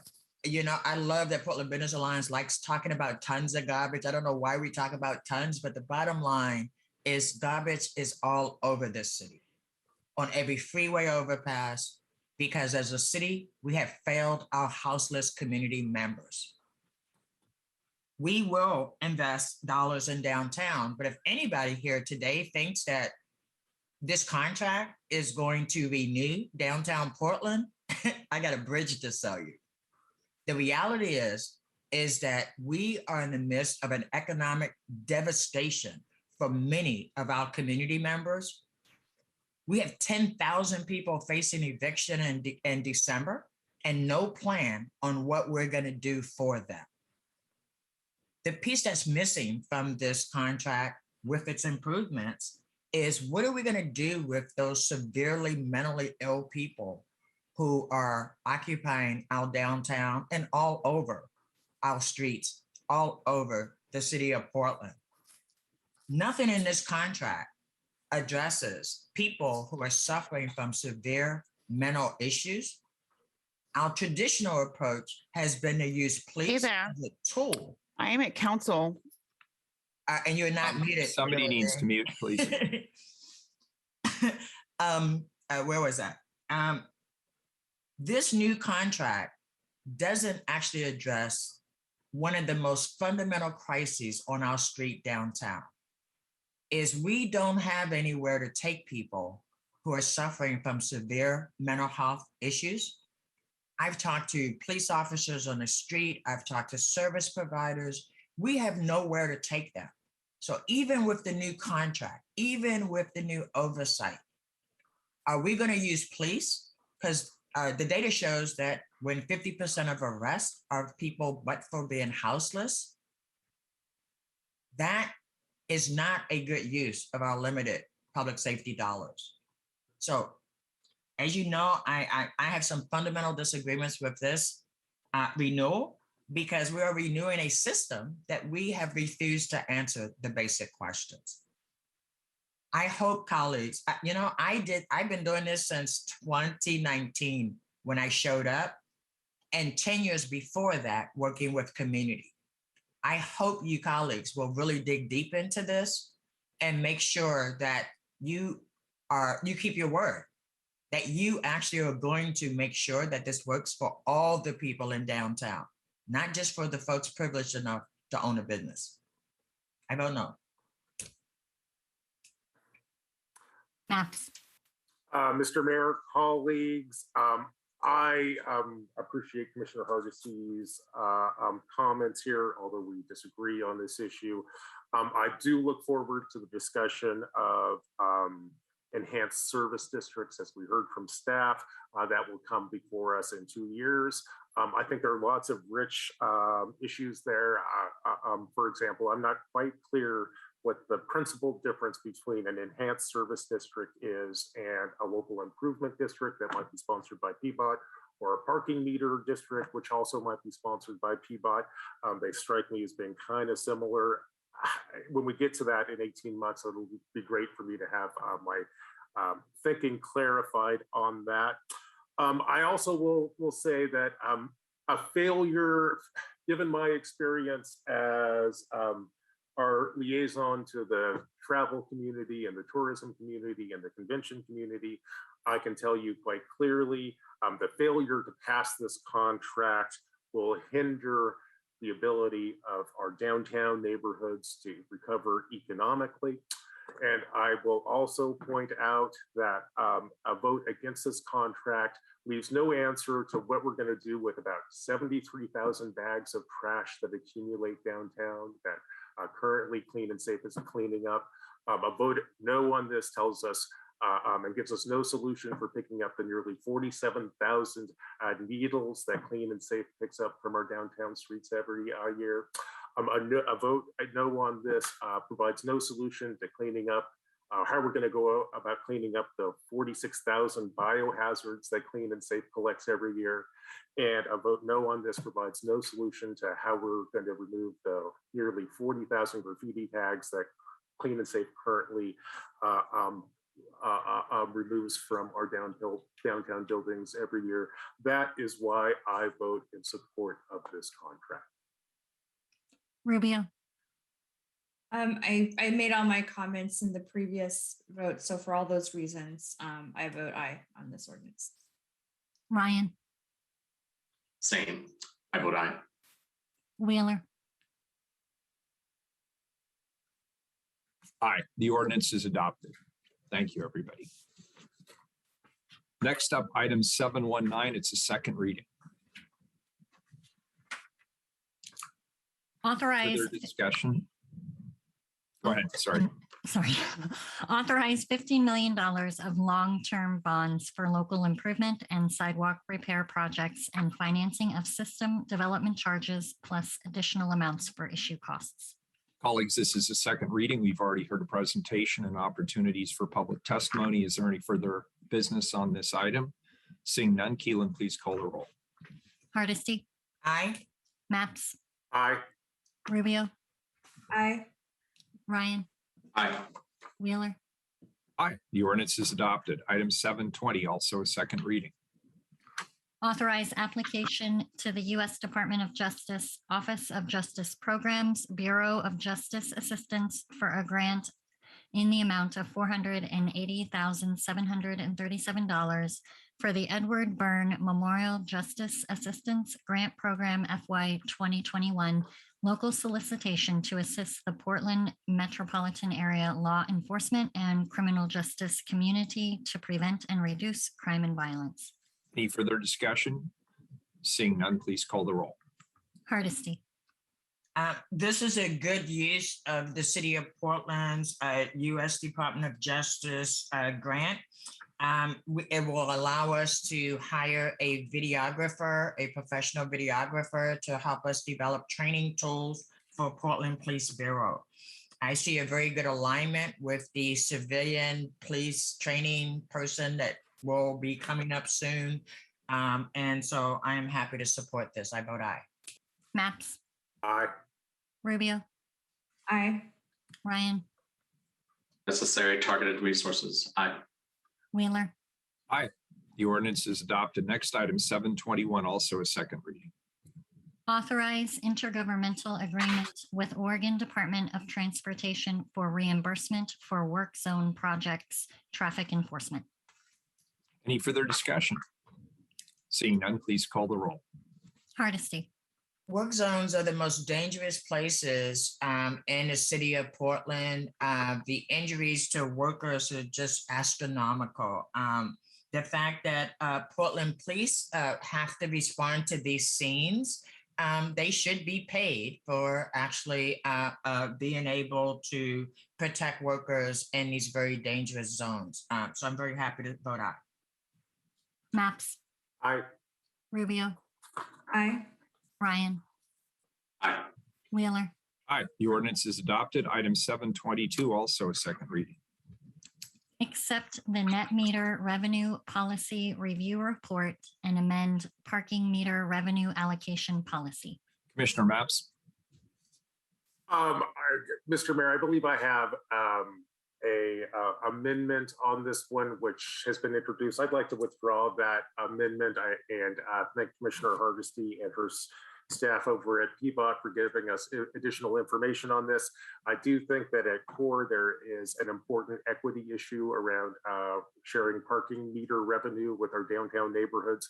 I also recognize that giving PBOT's current funding model if that bureau were to lose these dollars, it would create a series of other crises to which I do not have a solution. Instead of pushing forward with an incomplete plan, I think I'd like to just withdraw the amendments and let the ordinance stand as it was originally introduced. Commissioner Maps withdraws his amendment without objection. Any further discussion? Please call the roll. Hardesty, Aye. Maps, Aye. Rubio, Aye. Ryan, Aye. Wheeler. Aye, the ordinance is adopted. Next item, 723, an emergency ordinance. Add accessibility of candidate debates and forums code and amend open and accountable elections program code to make the program fairer, simpler, easier to navigate, and better optimized to achieve program goals. Commissioner Rubio. Mayor, we are pulling this back to our office. Without objection, item 723 is being pulled back to Commissioner Rubio's office. Item 724, please. Approve application under the multiple unit limited tax exemption program under the inclusionary housing program for East Burnside Apartments located at 2202 East Burnside Street. Commissioner Ryan.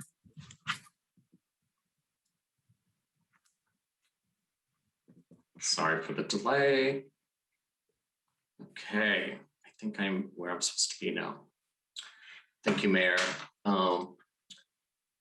Colleagues, today I'm requesting that the council adopt this amended ordinance to enable, am I in the right one? Are we on 723? No, 724. Okay, I'm on the right one. Yeah, we're on 24. Yeah, real time. Here we go. Colleagues, today I'm requesting that the council adopt this amended ordinance to enable BDS to apply for a grant that will increase our city's resiliency. Where'd it go? Sorry, my computer just went off. I have the wrong one in front of me. Can I start over? Thank you, everyone. You can have as many do-overs as you want, Commissioner. What's on my screen is not what I'm supposed to be reading. Colleagues, this item asks us to consider approving the multi-application for the East Burnside Apartments. I'd like to go ahead and turn it over to staff for their presentation. Matthew Scheibold, you're here. Please save me. And Dory, you're here as well. Please take it away.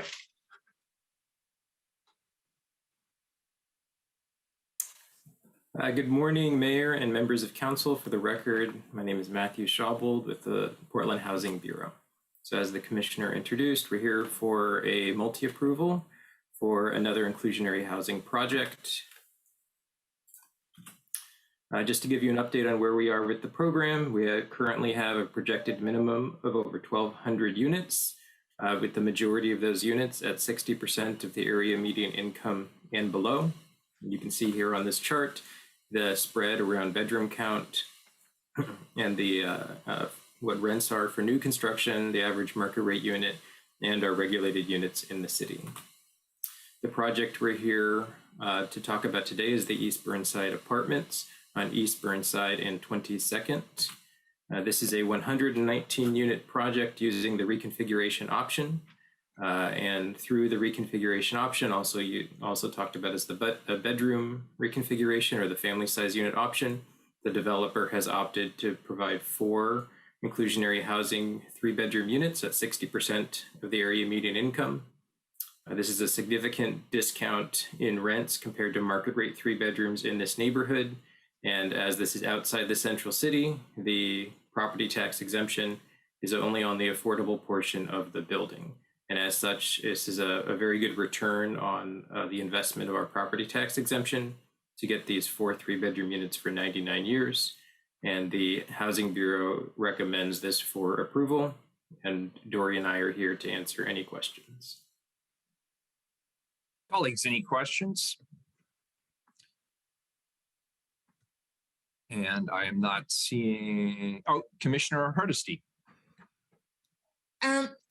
Thank you, Mayor, and thank you, Matthew, for that presentation. So I'm always intrigued by the bedroom configurations.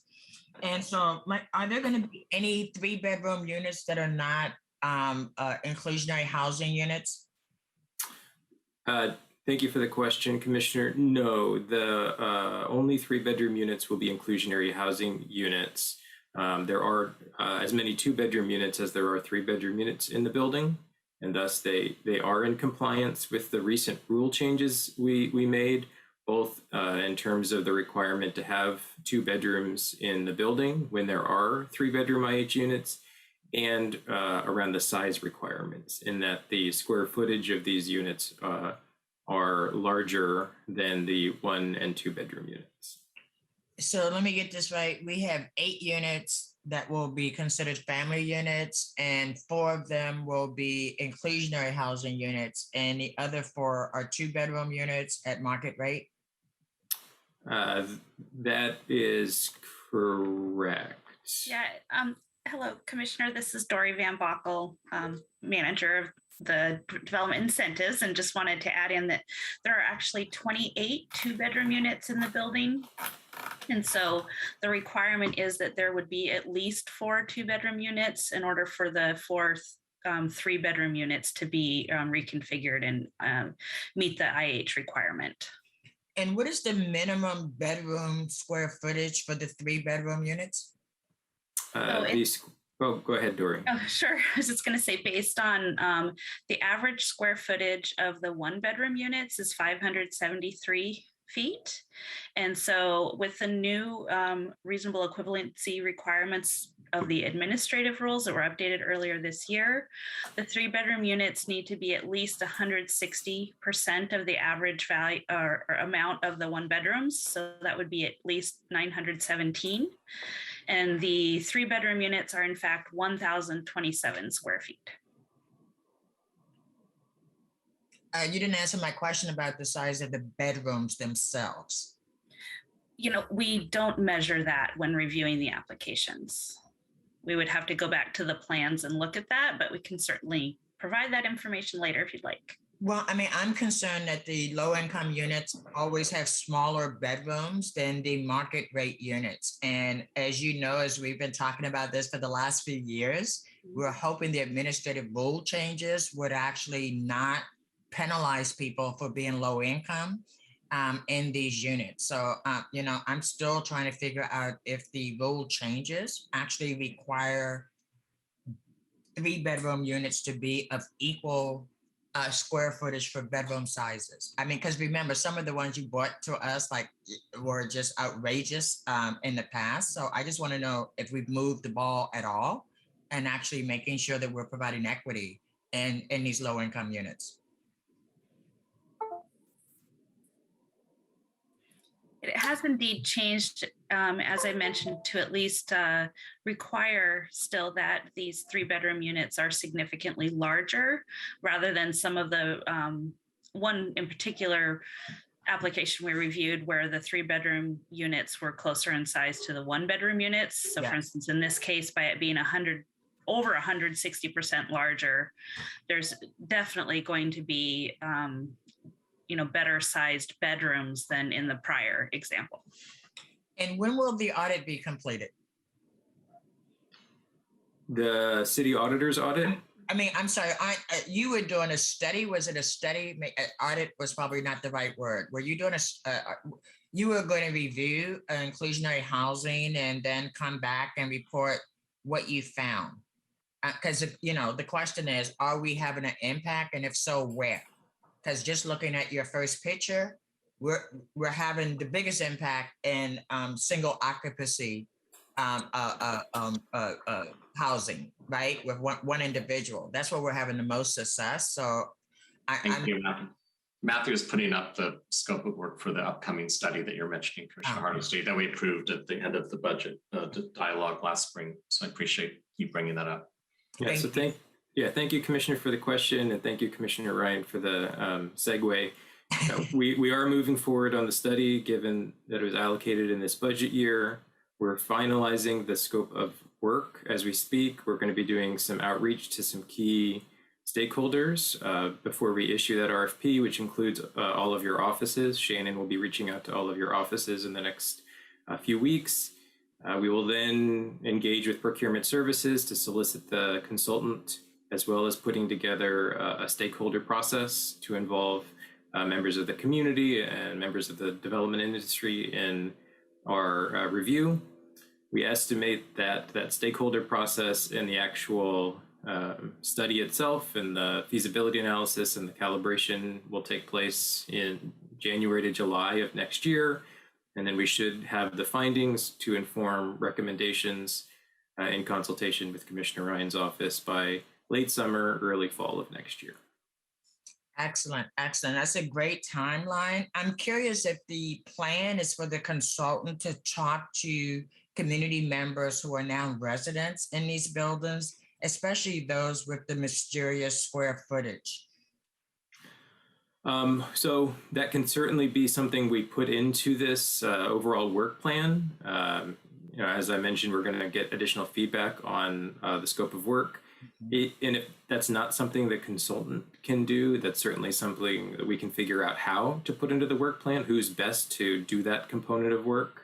I think it's vital that we talk to the people who are living in these units, especially, we could announce like 5 or 6 of them that we know have some weird configurations, or you have families living with all singles in buildings.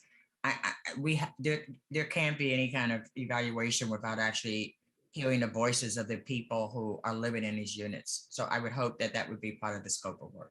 Yeah, I think that's a great suggestion. Thank you, Commissioner. And we'll definitely figure out how to include that in the work plan. So we're getting the human element of the program as well as the technical element. Yes. Thank you. And for the record, the pre-RFP scope of work feedback will include visits with each commissioner's office. But great suggestion. Thanks, Commissioner Hardesty. Thank you. Any more questions for staff at this point? If not, Keelan, do we have any public testimony on this non-emergency ordinance? No one signed up. Very good. This is a first reading of a non-emergency ordinance. It moves to second reading.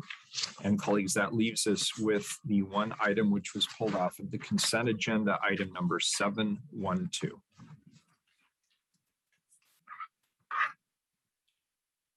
Authorize application to Department of Homeland Security Federal Emergency Management Agency Hazard Mitigation Grant Program up to $471,855 to increase city resilience with a comprehensive city building damage assessment plan. Very good. And could I ask who pulled this? Commissioner Ryan. Commissioner Ryan, go ahead. Yes, I'm back and I'm on the right item. Mayor, thank you. Colleagues, today I'm requesting that the council adopt this amended ordinance to enable BDS to apply for a grant that will increase our city's resiliency by developing a comprehensive building damage assessment for and after the earthquakes. Grant funding is available to Oregon due to our 2020 wildfires and straight line winds disaster from the Department of Homeland Security through FEMA Hazardous Mitigation Grant Program. Thrilled that we have Dr. Ann Kesselton here, Emergency Manager and Project Lead for BDS, and she will present the amended ordinance. Take it away, Dr. Kesselton. I assume you're here. I am. Thank Yay. you. I even have my video. So I want to tell you a little bit about why we had to pull it off the consent agenda and why it's amended, and then a little bit about the ordinance itself. I know you have to vote on the amendment and then the ordinance. We had, unfortunately, some late breaking guidance from the grants office, and that's why we had to pull it off. The changes aren't substantive, they're just the number. The grant is a 75-25% federal funding split. So we do 25% cost share and they offer 75% funding. And so the amount listed needed to not be the total project amount, which is $471,855, but the federal amount, which is $352,230. So that we needed to change that in all the documents. I also, while I'm mentioning cost share, just want to say that our obligation for cost share is $117,964. And we plan to meet that with some staffing, donated staffing time, and a few donated in-kind resources. We're also advised that all of the documents that will be submitted with the grant and that the mayor needs to sign need to go into one amendment. So that is why you see amended Exhibit A. So those are the two changes that cause us to pull it off the consent agenda. Can I get a motion for amended Exhibit A? Commissioner Hardesty has a question first. Commissioner Hardesty. Thank you, Mayor. I'm happy to make a motion to accept the amended version. We have a motion. Can I get a second? I'll second. Yeah. Commissioner Ryan seconds. It's on the table. Commissioner Hardesty. Thank you. My question is, how is this going to be coordinated with the fire marshal and with the inspections that are done with the Portland Fire and Rescue? What's the vision of putting this project together? Because when I think about resiliency, I think we have the Bureau of Emergency Management as well as Portland Fire and Rescue, who will play a significant role in mitigating disasters. So have you given any thought to how does this play into what's your expectation of Portland Fire and Rescue and a fire marshal specifically as you start this work? Well, I used to work at PBEM and so and work closely with fire colleagues. So the city has kind of a nominal and old earthquake plan and I think the plan there is that the very first thing that happens after the earthquake is that Portland Fire and Rescue, they go to their fire management areas and they do what is called a windshield survey. But what has to happen after that? It's BDS's responsibility to assess damages in all the commercial and residential buildings. And that has to be done by qualified inspectors. And to be a qualified inspector, you have to be a structural engineer, a licensed architect, or a licensed building inspector. So what we don't have yet, and what this is a grant application to support us to do, is a plan for how BDS will inspect those buildings, both commercial and residential. Like, what's the priority? What are the equity issues in deciding those priorities? What is the criteria? Who's qualified to do it? What do we do when all of those volunteer damage assessors come in from all over the country wanting to help? How do we organize that? This is a proposal to really develop a detailed plan of how that we're going to do that. So we will obviously be working with fire and in the part that they do. And there is also a move abroad that was just approved by the state legislature to have a state program to qualify inspectors. So one of the objectives of this is to work with the state program as they're developing that. So far, we've been playing off what they do in California and what they do in Washington, but now Oregon is going to have its own program. So all of these are integrated, and part of this proposal also talks about all the existing plans that the city has and evaluating them and seeing where this interfaces with it, making sure and talking to the owners of those plans. So so really, I've done most of the background work on this, and there is a lot of things going on and a lot of balls in the air. And I just want to make sure you are aware that we are working closely with them and talking to them, and especially with PBEM, because this plan would feed into their updating their emergency resiliency plan. Yes, they are doing a resiliency plan, and that's really my concern. I mean, we can't develop plans in isolation for recovery from disaster, and my concern is whatever you propose, the fire marshal and fire inspectors will have to play a role in that. And if they are not involved in developing the plan, I am very concerned that I'm on the Regional Disaster Policy Council. Yep. And that's where we try to coordinate regionally around disaster preparedness. And I can tell you, it's not helpful for us to have individual plans that are not all fed into a master resiliency recovery plan for the city. And so I have real concerns about putting the cart before the horse and how you're going to coordinate to make sure this cannot be just a BDS project. This has to be a City of Portland project.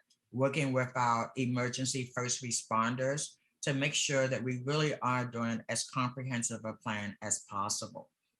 Well, that is a really important point, Commissioner Hardesty. And actually, we've got the horse behind the cart in this case, because I've already written a grant that was funded through the UWASI program from RDPO to do this regionally in the 5-county area. We had hoped before COVID that most of this work would have already been done, and then we could share it out and do it more regionally. But it wasn't done because of COVID. So I have the money already from the 5-county regional program, and this really supports that and does the Portland City piece and makes sure that it's coordinated and fits in and shares some of the things, frankly, that we as a big city have the bandwidth to develop that some of the counties or some of the smaller municipalities don't.